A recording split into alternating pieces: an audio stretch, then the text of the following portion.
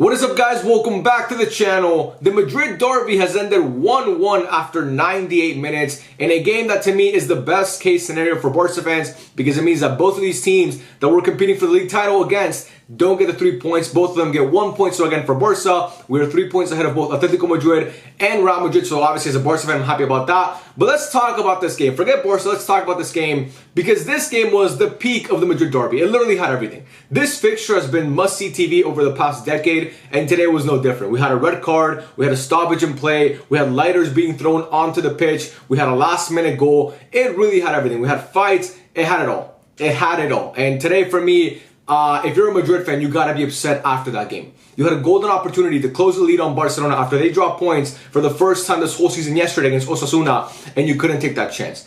And Atletico Madrid, that's back-to-back weeks now scoring goals in stoppage time. And Real Madrid, in my opinion, that's back-to-back weeks. Today and against Alaves this week on Tuesday, if I'm not mistaken, or maybe, or I don't know, but on the week when they played Alaves, and obviously they were up 3-0, and then Alaves came back to 3-2.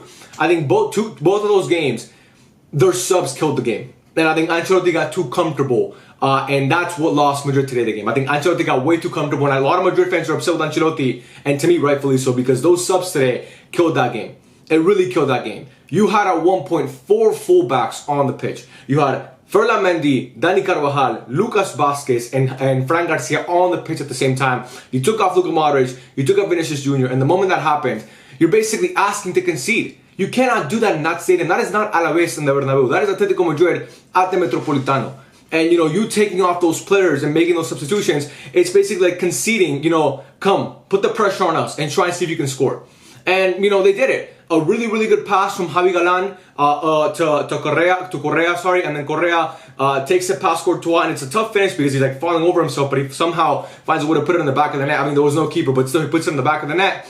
And yeah, man, for me, that's really what changed this game. Ancelotti subs. Obviously, prior to that, I forgot to talk about Real Madrid's goal. Eder Militao scores a banger off a foul that was it really a foul on Vinicius Jr.? I'm not gonna say he dove, but the Atletico Madrid player does kind of get in his way when he's running full speed. But again, does he make significant contact with Vinicius? No, but Vinicius falls, gets the foul anyway, and obviously that leads to Eder Militao goal. And he looked like a center back on that moment. I mean, Eder Militao scored like when he looked like a center back to me because not a center back. He is a center back. He looked like a striker. Sorry, he looked like a striker in that moment with that finish. A beautiful finish. And for me, man, I think Real Madrid came out in the second half and they started playing well. When the second half started, they started playing really, really well. The stoppage kind of fucked them in a way because they had all the momentum on their side when the stoppage happened. And obviously the stoppage happens because I think something happened with Thibaut Courtois. He's celebrating with in front of the Atletico Madrid fans. They obviously were not happy about it. Now for me, that's disgusting behavior. I'm not gonna lie, that is disgusting behavior, and those fans need to be punished for a really, really long time because that is unacceptable. This is one of the biggest games in the calendar for La Liga, and for the fans to start throwing lighters on the pitch and start throwing bags on the pitch, it's really disgusting behavior. It truly is, man. No matter what club you support, you cannot be for that. Okay? You cannot be for that. And, you're ruining the viewing product for everybody else. It's not just about you. There's people at home that want to watch this game. Those players want to play this game. They want to go home. This game has to end at some point. And for the fans to basically make it about themselves and be like, we're going to start throwing shit onto the pitch because we don't like the way that Courtois celebrated. It kind of, to me, it's not the best look for Atletico Madrid and their fans. So that's just my personal opinion. Again, the game stopped for about 10 minutes. And after the stoppage, I think Atletico Madrid kind of found a second gear. And that's when and obviously, like I said, Ancelotti's subs helped with that. It aided in them finding that second gear. And then that's what happened, man. They drew the game. But yeah, that stoppage to me and what happened today was just not a good look for Atletico Madrid or La Liga. Because too many times in La Liga, stuff like this happens. Too many times there's shit going on with the fans. Too many times.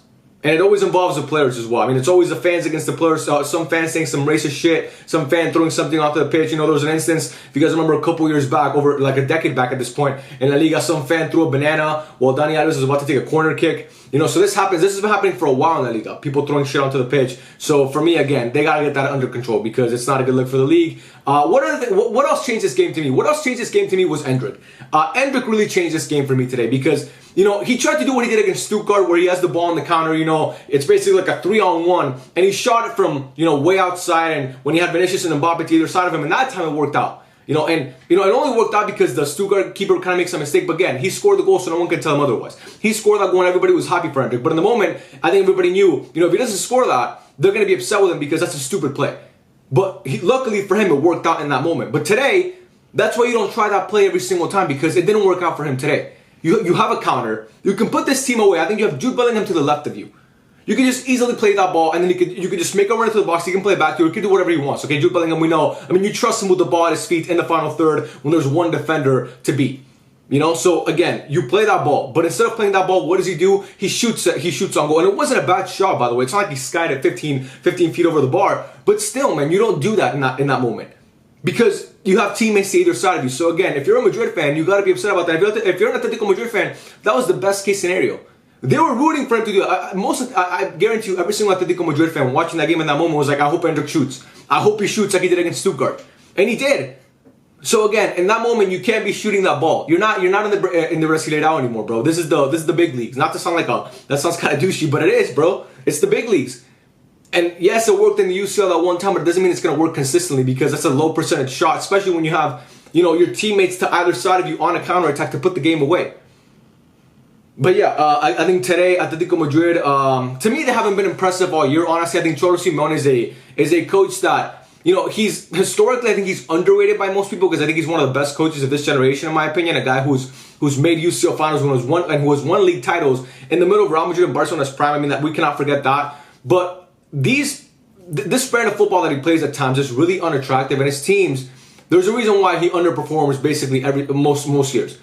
Because this team has quality every single year. They have good players, but they seem to underperform. They never seem to be, apart from the years where they win the league, they lose to these teams that they have no business losing to so many times a year. And it's because Cholo Simeone, to me, is a guy who can be figured out very quickly. Again, today, it worked for him, but this brand of football that he's been playing, especially with this team over the past, this season, they honestly haven't been that impressive, in my opinion. They really have not been that impressive. So again, I think Cholo Simeone is a good coach, a guy who obviously took him to those heights. But if Atletico Madrid want to advance and get to another gear, I think they have to let go of Cholo Simeone. That might be a hot take, but I just don't think that his brand of football is conducive to winning in the current state of the sport, which again is it's a lot different to what he plays.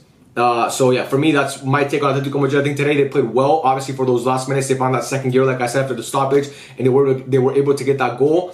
But this game, I mean, they had their first shot on target, I think, 82 minutes into the game. 82 minutes into the game, they had their first shot on target. If I'm not mistaken, I'm actually pretty sure that's true. Let me check actually the stats. I don't want to be wrong, but I'm pretty sure they didn't have. They had 4 shots on target for the game, but I'm pretty sure the first one came in the 82nd minute. At least that's what they said in the commentary. I could be wrong. If I'm wrong about that, then I apologize. But you know, for me, that's just. I don't know. I mean, he got away with it today, but I think Madrid must. I think he got away with it only because of what Ancelotti did. I don't think it's because he did something great tactically. It's because Ancelotti really put his team in a position not to win that game. You don't put 4 fullbacks on the pitch against Atletico Madrid de Metropolitano. You know what I mean? It's really never going to work like that. It's never going to work that you do that, and then yes, I mean, it could work from time to time because you could absorb the pressure, but at some point, man, your team is going to crack because, like I said, they have a lot of firepower going forward. And today, for me, I think Real Madrid's backline held up well for the most part. Rudiger, I thought, was really, really good. Dealt with Griezmann and with Julian Alvarez fairly well. Really well, actually. Both of those guys. I mean, Griezmann was good, but Julian he kind of struggled to get into the game. And I think a lot of that had to do with the fact that Rudiger was playing really, really well. Like I said, I think Madrid's backline played decent today. But when you ask him to absorb that much pressure, there's only so much they can do. So for me, again, like I said, I think Madrid feel like I think Madrid should feel like this was a loss today more than just a draw. This feels like a loss because, again, you had a chance to close that gap on Barcelona. You're playing without Mbappe, you're playing without Camavinga still, 2 of your best players, and you could have gone into that stadium and gotten a win and to go out with a tie. And in the fashion that you tied that game, it can't feel good. But again, for me as a Barca fan, it felt good. I wish Madrid would have lost this game because that's the number one thing I always want to see Madrid lose a game. But if it wasn't that, I'm happy that they drew. And yeah, we'll see what happens. We'll see what happens next week. In La Liga, Barca can obviously recover and win that game. And we'll see what happens with Madrid and Atletico Madrid. The title race so far is looking really, really good. I cannot wait to see how this title race develops throughout the year. You guys let me know in the comment section down below what you thought of this game. Real Madrid fans, let me know what you thought about Carlo Ancelotti's subs. You think it lost in the game? What do you think of Endrick shooting the ball in that moment, in that situation? Are you upset with him? Do you think he earned the right to do it after he scored it against Stuttgart? Let me know all your thoughts in the comment section down below. Let me know your thoughts on the stoppage. Atletico Madrid fans, if there's any watching this video, let me know your thoughts on your team's performance today. But yeah, man, I love every single one of you. Thank you so much for watching, and I'll catch you guys on the next one. Peace out.